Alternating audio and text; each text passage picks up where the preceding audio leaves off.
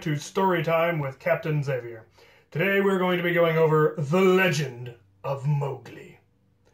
Mogley was a player at the U of I, and he was by far the best HVZ player I have ever seen.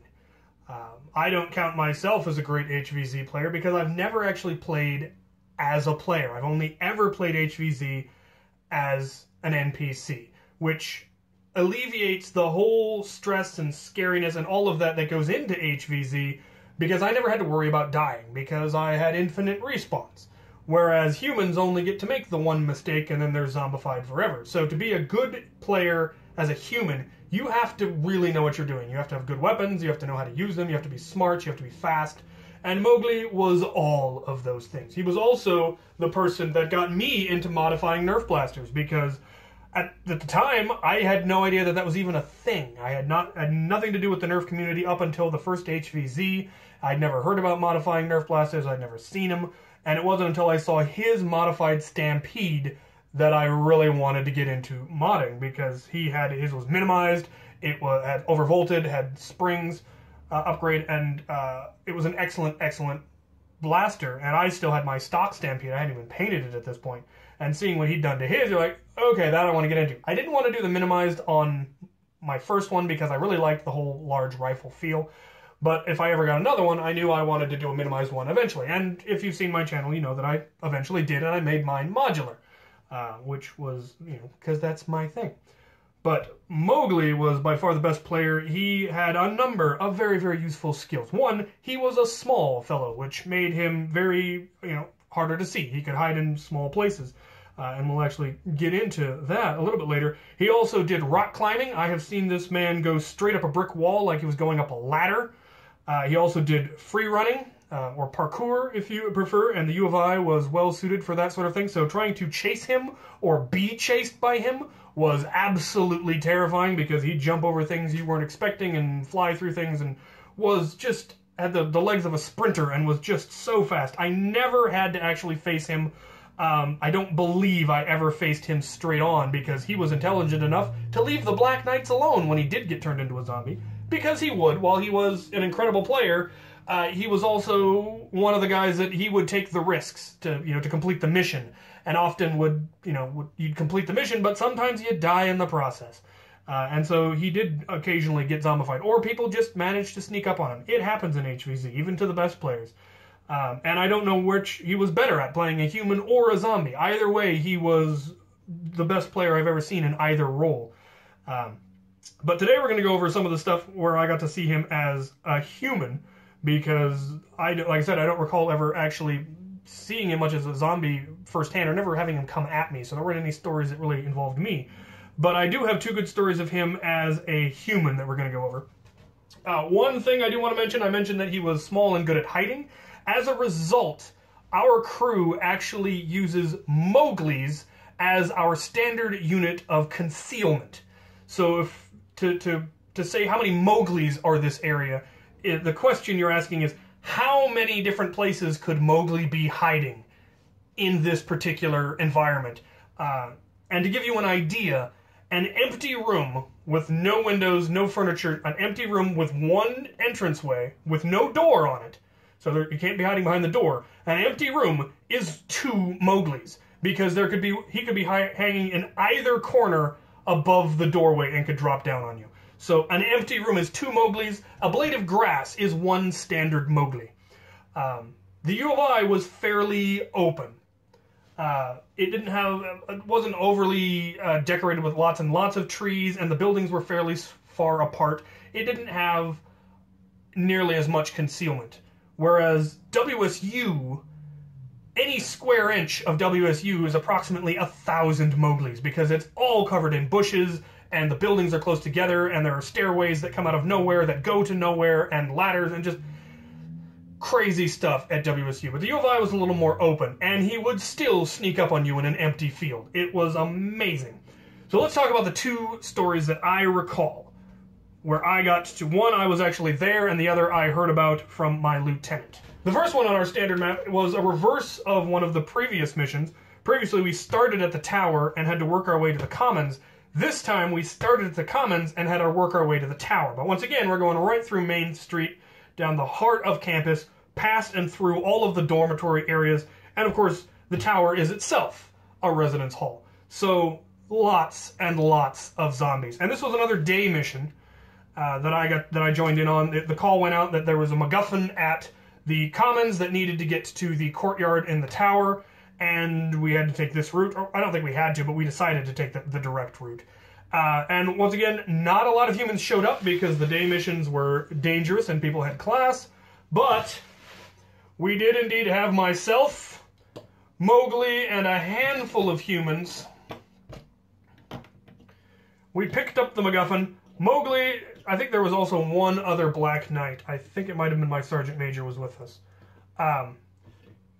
Black Knights, of course, couldn't carry MacGuffins, and Mowgli opted not to because he figured that they would assume he had it and would go to him. So we had somebody else having it, and they weren't allowed to actually hide it like in a bag, but they were inconspicuous about it. And then we, of course, were very conspicuous, and so of course the zombies came at us, and it was a knockdown, drag-out fight all the way down the mall, all the way down Main Street, until we got to the field, and now we're in the open courtyard in front of the tower, which was a large empty field, which has the advantage of you can see your enemies coming, but has the disadvantage of you can get surrounded and swarmed pretty easily in an open field like that. And that is, in fact, what happened, and it was a beautiful knockdown, drag-out fight. Luckily, there weren't as many zombies as there could have been, because they also have the issue of many of them were in class. But we were definitely outnumbered. But between my Sergeant Major and myself and Mowgli, we had more than enough firepower to hold them off. And eventually we got into the field, the zombies started swarming, and I saw two of them come at Mowgli in a line, so that the first one was obviously the meat shield. And Mowgli shot him, and I'm over here shooting somebody else, and the Sergeant Major led the charge that actually did get the MacGuffin to the courtyard, broke through and got them through, and the humans with him survived. He died doing a last stand, but we respawned, so it didn't matter. And I ended up back-to-back with Mowgli in the field, and he took out the first guy and then turned to take on the other one, knowing that the one behind him was still alive. Now, one of the features that Mowgli had on his blaster were dart caltrops. They were two elite darts that he had taped together into a standard caltrop formation, and then had them Velcro to the side of his Stampede so he could just pull them off and throw them. Now, stepping on them didn't count, but if he hit you with it when he threw them, it counted. And I'd seen him use them very effectively several times. And in this particular instance, he got the first guy, turned to take on the ones that were closing in somewhere else, and without even looking, pulled the caltrop off of his gun and flung it underhand behind him. And I had happened to turn just at that moment because he was facing this way and I'd faced this way, and saw him do the underhand throw at the guy. And as this guy came jumping over the dead zombie's chest, or over the dead zombie's shoulder, Mowgli pegged him square in the chest with a blind throw from behind. And it was magnificent. I was getting ready to line up to shoot him and then didn't bother and shot the other zombies instead. And then it was announced that the MacGuffin had been planted and that there was now the standard 30-minute pause in gaming, and the zombie that got hit in the chest hadn't felt the hit to the chest, or was pretending he hadn't. I don't know. It was an underhand throw. It wasn't like it went really hard, and it was a load just as the guy was coming at him. So I didn't feel that the guy was probably cheating. He probably just genuinely didn't feel it. And so he got bent out of shape because he thought he had killed Mowgli, which was a thing to do. And so he called a mod over and wanted to claim that, he'd gotten Mowgli and Mowgli wasn't taking it. And Mowgli, very calmly explained, no, I threw the caltrop and it hit you. It's sitting right at your feet if you have any questions, because it was right at the guy's feet. And the guy says, I didn't feel anything. And I vouched for him. I said, no, I saw it. Just as you came over, he pulled the caltrop and underhand threw it and got you in the chest. And the guy wasn't happy about it, but between Mowgli's word and my word, the moderator sided with us. And I think this zombie also actually said that he saw the throw, but hadn't seen where it had gone, but, did confirm that, no, the caltrop was thrown, and if it's at the feet, it had to have hit somebody, and it didn't hit me, so, he was always a little, I remember that zombie was a little bit, didn't like taking hits, but, ultimately had to concede that there were more witnesses against him than for him. And but that throw, the blind throw underhand, was absolutely magnificent.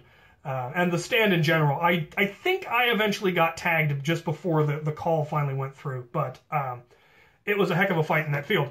But the next one was one that I heard from my lieutenant in one of the big night missions, which were always the really fun ones. And U of I did some neat ones. They had a very large spread out campus, so there was a lot of running and we tended to get spread out. So I didn't get to see this one myself.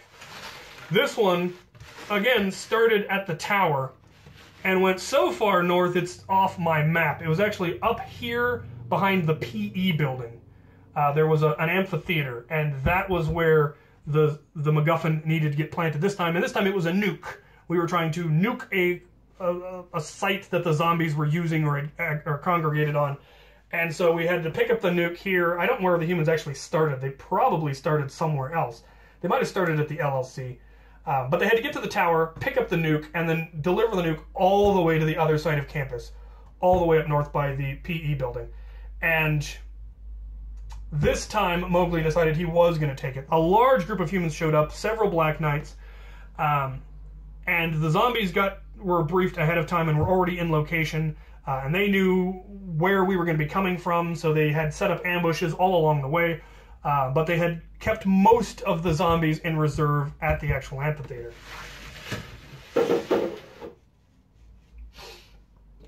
So I believe Zombie Jesus was there, I could be wrong, and had most of the horde surrounding the amphitheater.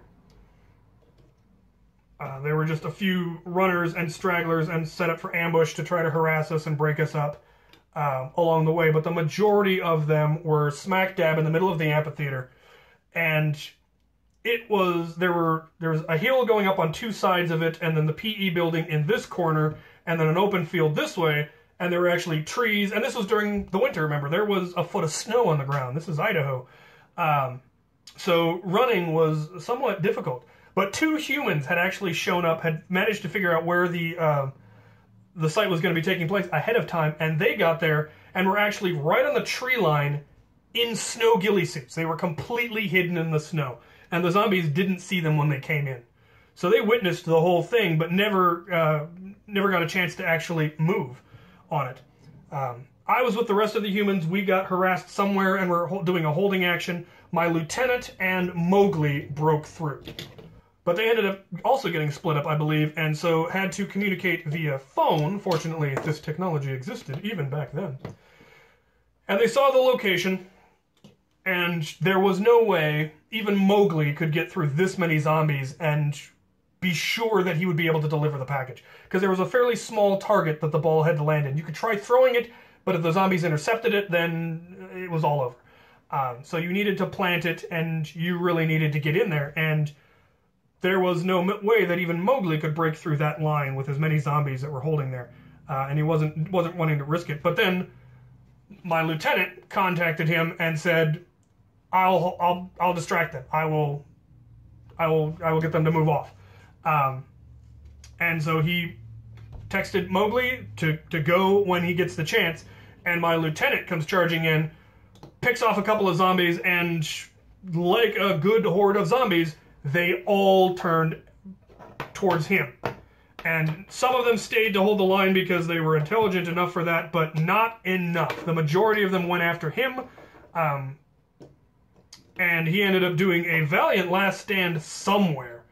Not too far away. Far enough away that he couldn't see what actually happened. But he took out more than half the zombies, I'm told, before they finally managed to swarm him. And while they were distracted, Mogley came through. According to the two guys in the ghillie suits who reported it at the briefing, he was a blur. You couldn't even tell who he was. He came through so fast, came down one of the hills at a dead sprint, went straight through the zombies without firing a shot, without even slowing down, planted the football, and just kept going. Just, zombies never knew what hit him. Nuke goes off, mission is won, the lieutenant dies valiantly, and when he finally, the dog pile is over, checks his phone, and there's a voicemail that's just Mogley panting and saying, "We won." And that was that.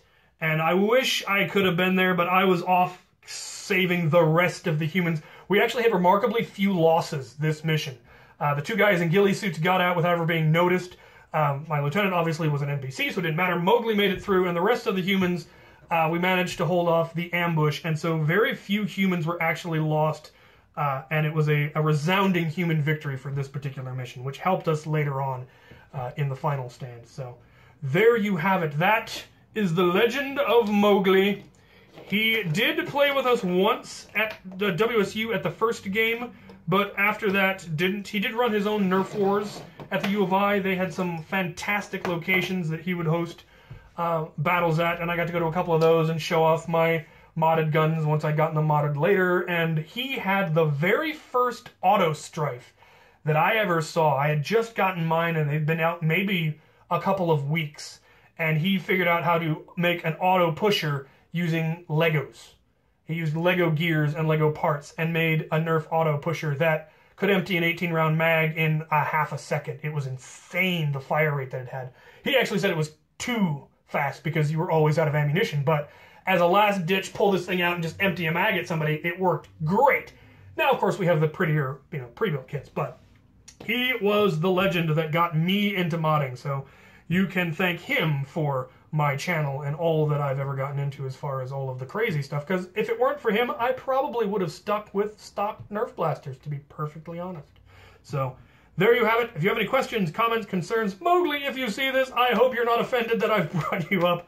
I did try to ask if you were okay with it. But if you want to see more, ask me. Comments, questions, concerns. Thank you for watching.